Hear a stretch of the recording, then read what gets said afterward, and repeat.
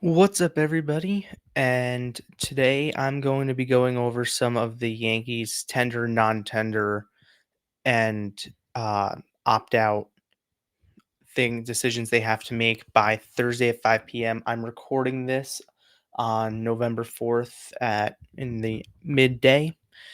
We could get news during this time. The Yankees, I think, made a decision maybe about 24 hours ago. A little more than Bellinger, I should say, made the decision to opt out, and we'll start there. So Cody Bellinger, let me pull up his season numbers. I should have them on here. Cody Bellinger officially opted out of his contract yesterday. I believe Heyman had that first. I got it confirmed. This was totally expected. We all knew this was going to happen. He opted out. He'll hit the open market. Now, Brian Hoke of MLB.com, I guess, spoke to the free agent or had a quote this morning. I saw that he absolutely wants to return to the Yankees. The Yankees obviously are going to want a reunion with him, probably over other options. I spoke to a source late last week, and it was indicated to me that the Yankees are going to go after Bellinger really hard and not after Tucker. So I would expect Bellinger likely to be back if they can agree on a contract. Now, Bellinger's agent is Scott Boras. Kyle Tucker's agent is not. I can tell you that is right now. I have it up on a spreadsheet here. Who his agent is. Tucker's agent is Excel Sports Management. And I believe that's the same agency and the same agent within Excel that had Derek Jeter. So has a relationship with Cashman. Not a great one, but has a relationship. They know each other. So that's always important to know and say. But Bellinger's a Boras client. Boras clients typically drag things on. If you just see me periodically looking at my phone throughout this episode, it is NFL trade deadline day. And I'm also, for those who don't know, I've said it on other episodes. I'll say it again on this one. I'm the MLB reporter for Last Word on Sports. So I cover all of baseball for them. And with a qualifying offer non-tender deadline being Thursday, my phone has been blowing up for the past 2 days with these players are going there. And then I have to check, or I've been checking each team's like MLB transaction logs each night. Just to make sure, like minor deals. I caught one in the win last night, a minor deal that was on the Orioles transaction log. So I do that sort of stuff for them. But this is the Yankee cast. So Cody Bellinger, opting out of his contract, expected. Now the question is, who's the better player, Tucker or Bellinger? Well, obviously it's going to be Kyle Tucker. Now, if you want to pose it this way, and I've been thinking about this a little bit more and more and more, and it's persuading me towards Bellinger. If Bellinger's a 5-year plan, well, within 5 years, who's going to be the next big outfielder that they can go after? Maybe the goal for the Yankees should be you get the diamond in the rough. Judge is an exception, and there are going to be exceptions. Soto would have been an exception had he decided to come back. Instead, he made a deal with the devil. With that being said, if hold on, what's this?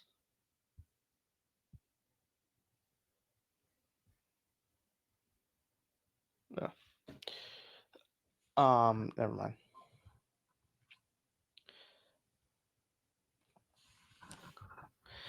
What was I saying?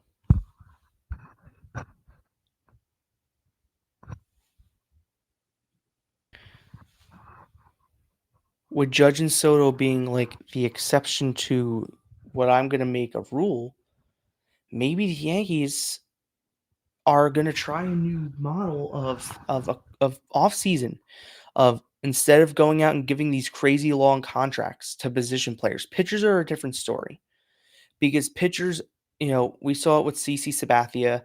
We're going to have to see it with Fried. We're going to see it with Cole, especially this season. We're going to start to see it more with Cole. And the Yankees farm system is one of the best in Major League Baseball in terms of developing pitching. The Yankees farm system for pitching down there is fantastic. The list of young arms, obviously we just saw what they did with Schlittler. Schlittler was a 7th round pick, and this kid can be an ace. Hell, if Schlittler were on half the teams in Major League Baseball, he'd be their ace going into next year, or at least their two, right? He was that good for the Yankees. On the Yankees right now, and their offseason isn't complete or really even started in that market, he's a number 4 or a number 3. Well, no, hold on. Heading in, he's a 2. When Rodon's back, he's a 3. When Cole's back, he's a 4. Assuming they acquire someone, he's going to come in as a 3 or a 5, right? That's just what this is. All right, and that's cool. All right, and that talks to how the Yankees are developing things. So now, how this relates back to Bellinger, if the Yankees are going to decide, all right, let's give Bellinger a 5-year deal, right? 2031, he hits back free agency. He'll be 34. Maybe they extend him in the process because he's better, which I would caution against, because we saw that didn't work with LeMahieu. It didn't work with Hicks. It's not going to work with Bellinger.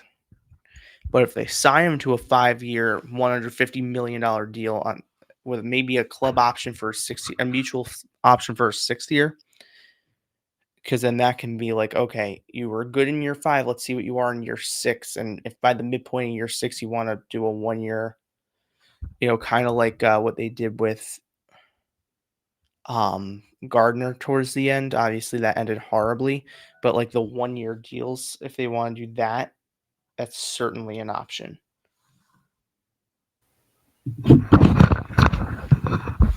So after Bellinger, the second option decision the Yankees have to make is on lefty reliever Tim Hill.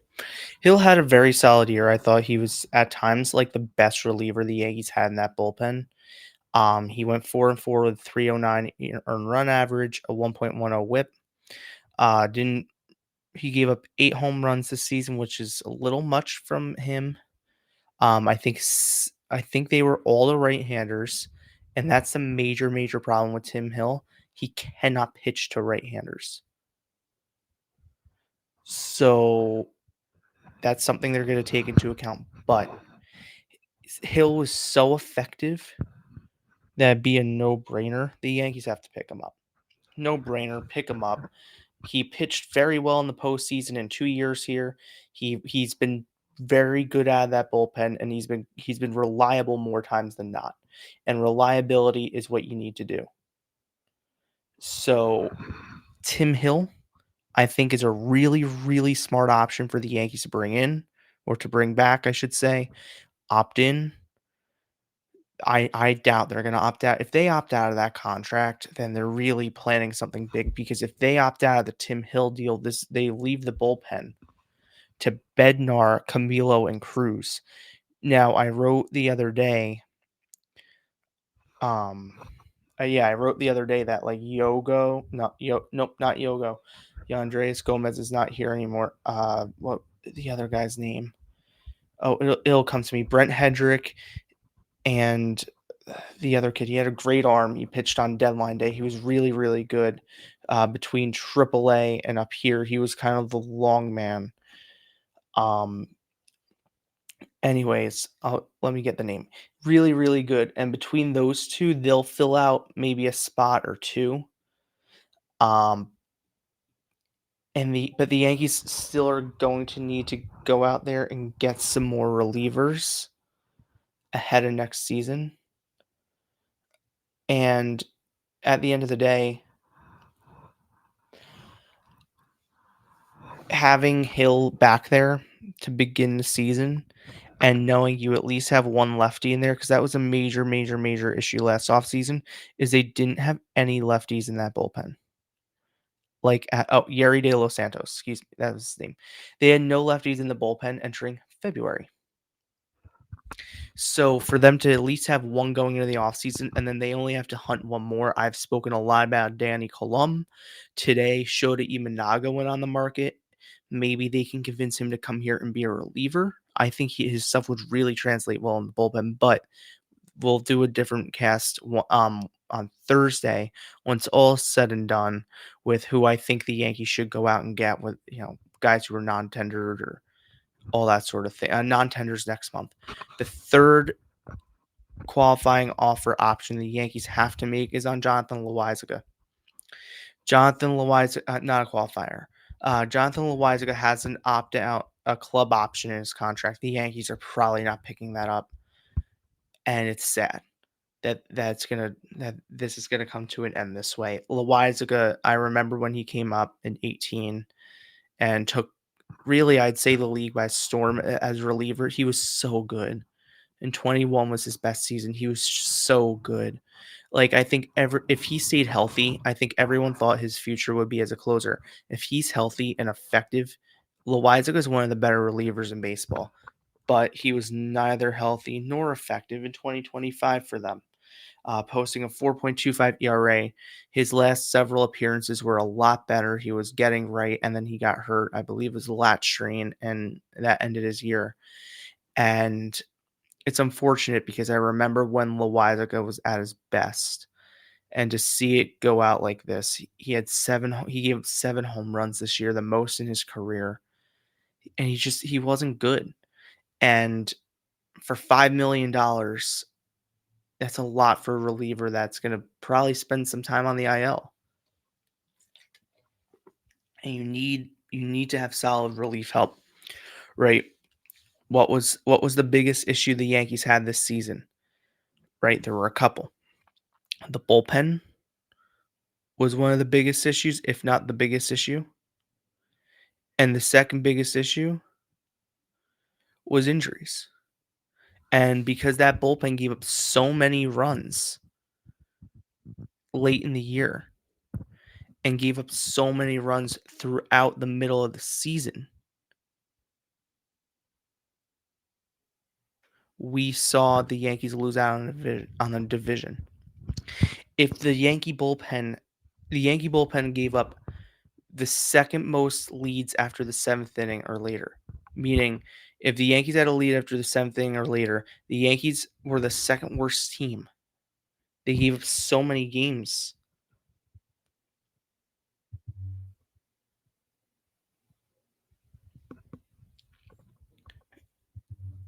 And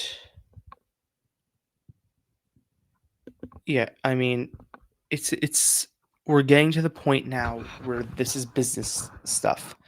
And while I'll sit here and I'll think fondly, when Loizaga signs a minor league or a 1 year get right deal with another team, and hopefully succeeds because I want the best for Loizaga, and I wish his best could have come here.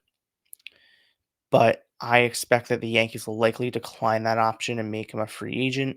Maybe they'll shock us and say, "All right, Johnny, we're going to give you one more deal or 1 more year. If you could stay healthy, if you can be good, we have a guy now." I've talked so much about him. I'm not going to bore everyone to death with what I believe with Tisei Dressel and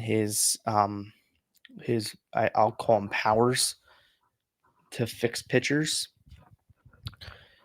Maybe, but at the end of the day, the Yankees need to do what's best for them and what's best for the team. And what I think is best is to part ways with Loizaga for now.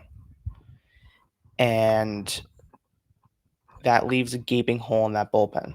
Now, Loizaga wasn't even a factor in there, but like I showed before, there's going to be a gaping hole in that bullpen where they need to find at least 2 relievers, probably 3.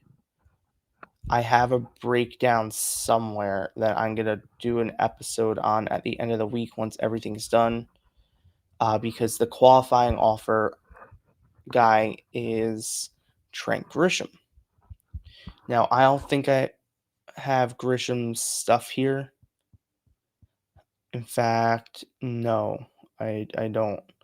But Grisham had a career year offensively. Defensively, he was good, struck out a lot, was the leadoff hitter. Not a great one, but that is what it is. And at the end of the day, the Yankees have a decision on whether or not to give Grisham a qualifying offer or not. Now, if they give him a qualifying offer and he accepts said qualifying offer, then he's a $20 million center fielder, and that means they're probably not bringing back Cody Bellinger. And I don't know if they should risk that because of the two, Bellinger's the better option. I don't know if they should risk giving him the qualifying offer. I think he would reject it. We're seeing a robust market or a non-robust market for center fielders. We're seeing a lot more players opt out of their contracts than normal because of the work stoppage. They want to be under long-term deals. So I could see him getting that qualifying offer and turning it down and going somewhere. I can also see the Yankees not handing him the qualifying offer, which I think is a smart thing. Just cut ties, clean. Because if he, let's say they give him a qualifying offer, that might hinge his market like pretty badly because teams do not look to acquire guys with QOs because then they have to give money or compensation picks. And a lot of times they don't like to give that, especially to a higher market team like the Yankees.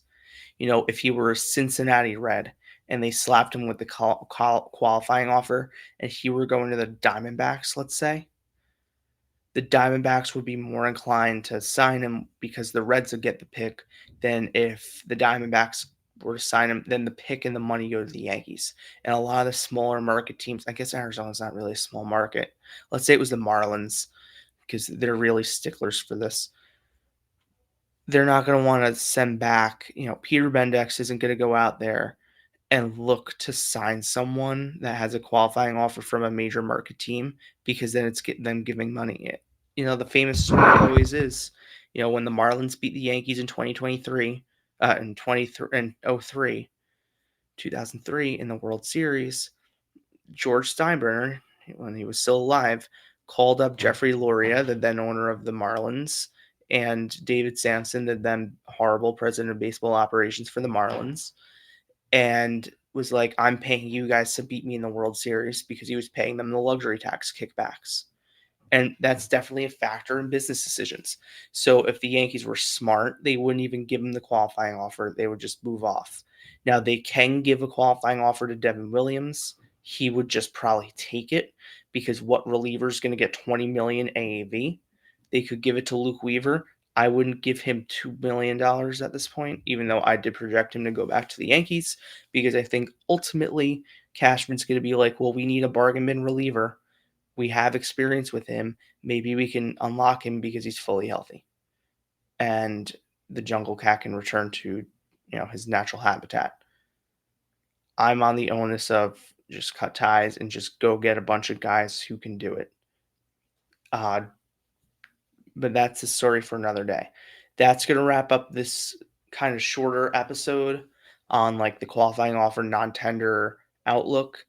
I'll do an episode on Thursday, kind of right after the qualifying offer deadline has passed. Like players have to have their opt-out decisions and qualifying offer decisions by Thursday at 5:00 p.m. Once that's done, we're going to do an episode of like, okay, here's the full list of who's free agents. I have a Google Sheet on the other tab that I'll figure out with, and then we'll go from there. So thank you so much. Have a great day. Go Yankees, and watch out because NFL trades are happening.